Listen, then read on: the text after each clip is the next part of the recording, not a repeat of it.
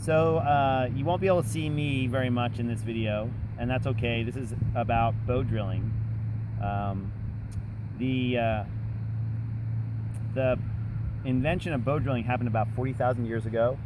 It's a type of friction fire, and friction fire is what people have used for probably over 100,000 years to create and control fire. And it's something that we teach to the kids.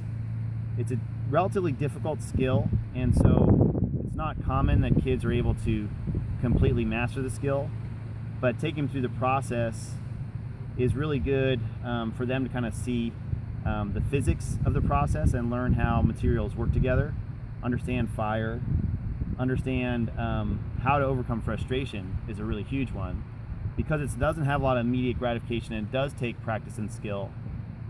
Kids oftentimes see the demonstration, they really want to learn how to make fire this way. So they're really motivated, and then when they start trying to learn it, they encounter that it's not easy, and for different kinds of kids, there's different kinds of experiences of that. And when they bump up against frustration, we get to talk about different methods for dealing with frustration, overcoming it, and managing it so that you can be successful. So bow drilling's been a really great way to teach kids how to deal with that. And I'm going to show you just a basic demonstration of what bow drilling is. I'm not going to go into a lot of detail, but it should give you a sense of what it is, how it works. And I'll start by showing you the equipment. There's typically, there's 4 pieces to a bow drill equipment. There's the bow, there's the fireboard, there's the spindle, and the spindle and the fireboard combine to make the fire. So the spindle is this piece here, and it rotates on the fireboard, and what it does, it creates heat, and it also creates a fine dust that's really combustible. And the combination of those two things creates a coal that can be put into a nest to be blown into a flame.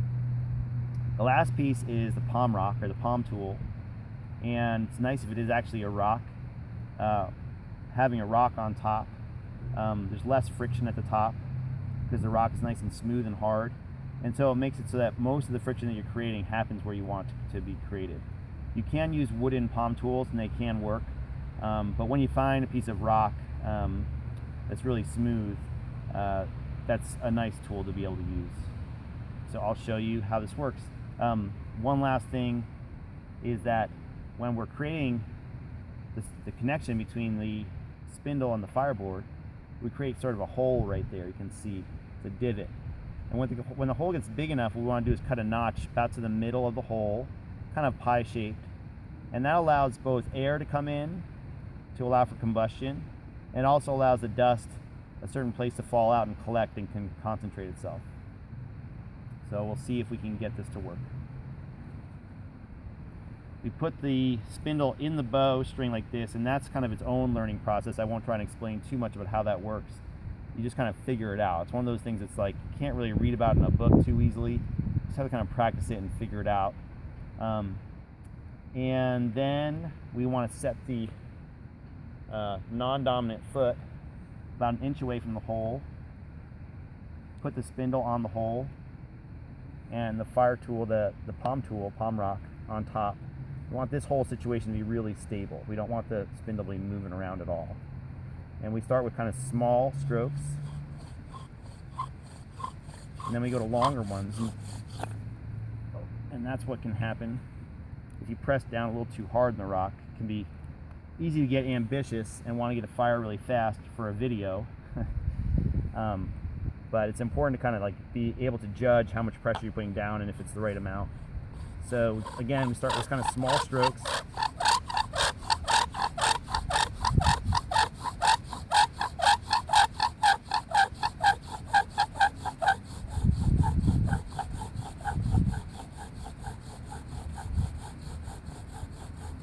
And as we're drilling, we want to use the whole bow.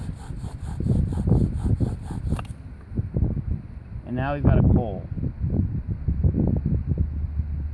And this fireboard and set is made out of sage, which is a pretty good material for bow drill kits. We want to be careful with our coal because it's really just a collection of loose dust. You can see it there. And that'll blow away, and it's pretty windy out today. I have some extra dust that I created before that I can make my coal a little bit bigger with. You can see it smoking there, hopefully. I'm going to add this dust on top, and that'll smolder. And then I've got a nest that I made previously. And the nice thing about a coal is that it'll last for a while. You can catch your breath while it grows, and then you can place it in your nest by putting the nest on top of it, carefully flipping things over. And then you've got coal on top of cattail in a really good nest. And that's kind of how you get to that point. And I'll show you a little bit more about how to blow a nest into a flame.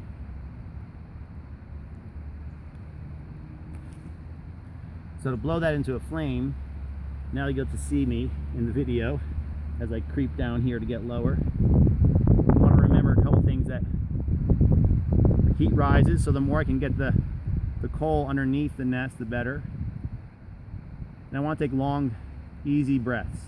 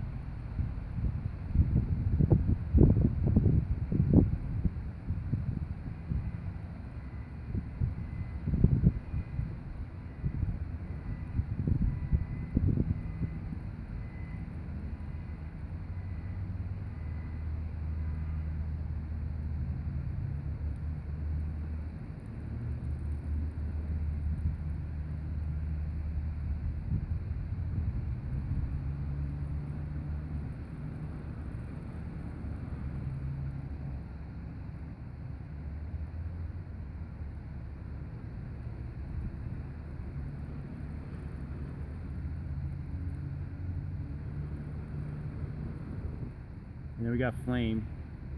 Once we've got that, we want to kind of try and hold the nest upside down. Even though the flames go into our hands, it helps the flame go into the actual material that you want to burn as you're moving it to the fire pit or wherever you're going to stage your actual fire. So it'll start to burn your hand. You kind of lift it back up like this, and then try and keep it upside down as long as you can. Keeps the nest going. And that is our bow drill demo for the day.